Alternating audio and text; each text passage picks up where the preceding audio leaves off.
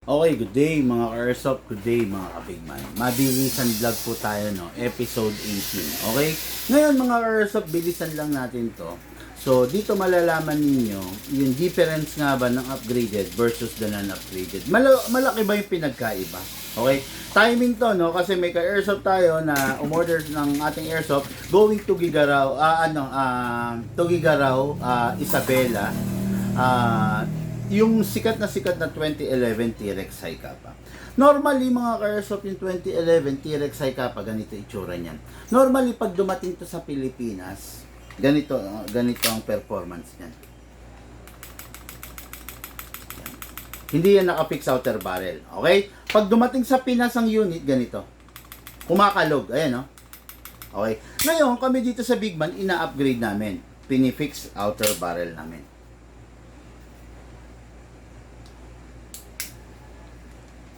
Walang kalog. Tignan nyo to, kumakalog. Ito, walang kalog. Okay? Kasi, naka-upgrade na, naka-fix outer barrel. Normally, yung unit, pag dumating dito sa Pilipinas, hindi hammer protection pad. Kundi, ang nakalagay dito is dummy firing pin lang. Okay? Yung dummy firing pin, ang downside nun, kumakalas, tumatalsik sa mata. Ito, dahil nga upgraded, naka-upgrade na. Naka-hammer protection pad na siya. Normally, pag dumating sa Pinas, hindi naman naka-enhance ito big bore nozzle. Ang FPS niya, 320. Swerte mo na pag nag-340. Pero ito, mas mataas ang FPS dahil naka-upgrade. Naka-enhance big bore nozzle. Naka-hop-up rubber, naka-fine tuning, and naka-trigger job. Ito, naka-fine tuning, and naka-trigger job ang mga upgraded. Normally, magagas ka 5 to 7 seconds. Pero pag naka-upgrade, 2 seconds lang. Ngayon mga ka-Airsoft, samantalahin natin yung pagkakataon, ipapakita ko sa inyo yung difference in terms of lakas, in terms of pagiging matipid ng isang upgraded versus sa non-upgraded. Itong hawak ko na to is hindi siya upgraded. Tingnan nyo. Yan, kumakalog siya, no? Para sa ka-Airsoft natin to na going to Gigaraw, Isabela, ang in-order niya is yung hindi upgraded. Ngayon, ibabangga natin siya doon sa upgraded para makita niya kung ano nga ba yung pagkakaiba. Hindi upgraded versus sa upgraded. Okay? Ngayon, kuha tayo ng, syempre, ng silicone oil. Ready mo na. Silicone oil, number 1, sprayan natin tong slide stopper. Okay? Then, kasa natin, manually sprayan natin yung nozzle. Nozzle yung nasa loob yun. Okay, ito yun mga ka-Airsoft, no? Pakita ko sa inyo. Yan, yung itim na yan. Okay, so, ngayon, kunin natin yung magazine niya, syempre. Press the valve, then spray. Okay, then dito rin sa ilalim, spray. Inlet valve, output valve. Okay? Ngayon, mga ka-Airsoft, syempre, maglalagay tayo ng bala na .20. Kasi magkokrono tayo. Ayan. Ang ginagamit na bala, tuwing magkokrono is .20. Huwag kayong gagamit ng .30, huwag kayong gagamit ng .25 during the chrono. Okay? Takin natin ito pababa. Then, okay, maglagay lang tayo ng 5 piraso. Tapos, maglagay na tayo ng yung regular na balang ginagamit natin, which is the .30.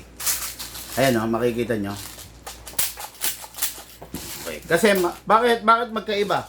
Yung .20 na una nating inilagay, yun ang una niyang ipifeed, yun yung ipangkokrono natin. Then the rest is the .30, yun yung ipang-firing natin. Okay mga ka-Airsoft? Sana ba? Okay, so, meron ng green gas. Ngayon, maglalagay tayo. Ginagamit natin 12 kg lang. Okay? Ang mga high kappa na WE, T-Rex, I-Rex, Brontosaurus, lahat ng version ng mga Rex family, 12 kg lang. Mostly of the unit, pag WE, 12 kg lang ginagamit. Hindi ginagamitan ng 14 kg, hindi rin ginagamitan ng CO2. Upside down, then press down. 1, 2 seconds lang. Enough na po yan, mga ka-Airsoft, no? 2 seconds lang, enough na. Ngayon, isasabay na rin natin yung sinasabi kong upgraded. Ito, upgraded, naka-fixed barrel. Okay? Okay, ngayon, syempre, silicone oil.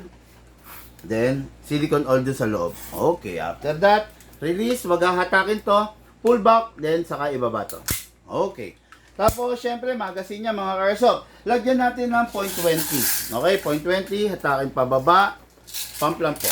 Okay, after ng 0.20, mga ilang bala lang naman, mga 5 lang, maglagay tayo ng 0.30 dahil magpa-fire tayo. Okay. Again, yung airsoft ng ating gentleman from Tugigaraw, Isabela, no? Bali hindi siya hindi siya upgraded, ha. So, asa na ba? Malalaman niyo naman yung basehan. Ito, katulad nito, kumakalog. Oh, hindi to upgraded. Okay, ito yung i-test fire natin, yung unit niya. Okay, pasok. Kasa. Okay, ayan ha. I-crono muna natin mga Carsoft na para magkaalaman kung ano ba talaga yung lakas ng upgraded versus sa non-upgraded. Okay, firing. Chrono test. 344. O, 344 mga Carsoft. Hindi upgraded yan, ha? Okay, ngayon, lapag muna natin dito. Kailan nakikita ng camera. Okay, ayan. Ayan, ha? Ayan, lalapag ko muna rito mga Carsoft yung hindi upgraded, ha? Hindi upgraded. Ngayon, kunin natin itong upgraded. Pasok. Kasa. Chrono test. Firing. Pakita mo. 405. 405 upgraded dyan. Okay, nakita nyo yung difference. 344 hindi upgraded, 405 upgraded. Okay, next natin ulit. Lapag ko muna ulit dito, ha. Okay. Yung hindi upgraded, mga Carsoft, firing tayo. 343. 343. Yung upgraded naman ngayon, mga Carsoft, firing tayo. 406. 406. Okay, balik tayo dun sa hindi upgraded, mga Carsoft. 338. Okay, balik tayo sa upgraded. 409. Oh, nawala. Nawala. Okay, okay. Sige. Balik tayo sa hindi upgraded. Nawawala. Dandahan mo. Diyan nalilikot eh. Hindi upgraded. Firing ulit. 336. 336. Yung upgraded, mga Carsoft, last fire. Ito po, ang hawak ko upgraded. Firing. 412. Okay, 412. Nakikita nyo, yung upgraded at saka hindi upgraded. Nakita nyo naman yung difference, di ba? Yan yung difference in terms of firing, FPS. Okay? Ito ngayon makikita nyo, yung difference din ng upgraded versus sa non. Kung mapapansin niyo mga Carsoft, mas nakausli, no? Yung hindi upgraded, yung upgraded mas nakatago. Okay? Yan. Kasi nagiging short stroke yung unit, bumibilis yung rate of fire pag naka-upgraded. Okay? At ayan po ang pinagkaiba, mabilisan vlog lang, no, ng unit ng upgraded versus sa non-upgraded. Firing po tayo mga Carsoft. Firing! Not upgraded.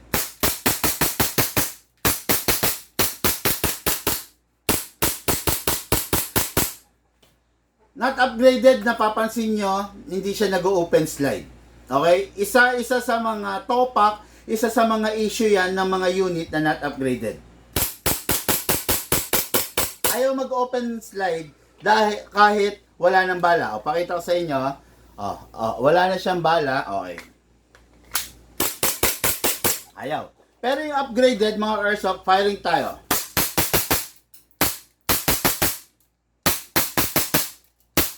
Open slide. Upgraded to, wala nang glitch. Upgraded to, wala nang topak. Yung hindi upgraded, ayaw mag-open slide. Tutulungan ko siya para mag-open slide. Kita nyo? Yan yung pinagkaiba ng upgraded versus sa non-upgraded. Maraming salamat po sa inyo mga Carsoft.